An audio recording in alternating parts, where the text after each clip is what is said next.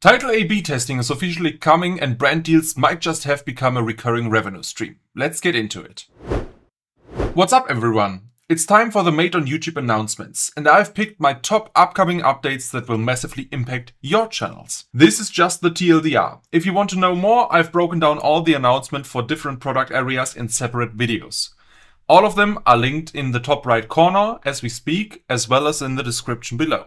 A/B testing for titles and thumbnails is coming to Studio.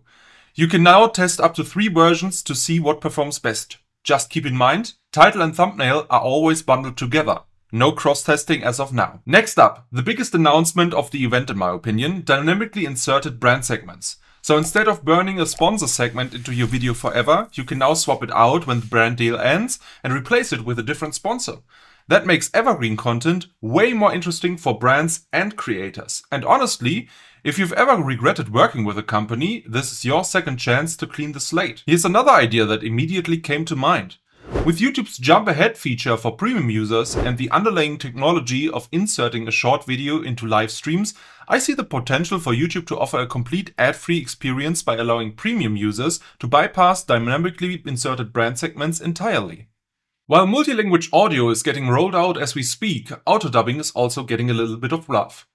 YouTube is experimenting with lip syncing the dubbed voice to your actual lips on screen. Together with the intonation experiment we talked about last week, this could actually make autodubs not feel like total garbage anymore.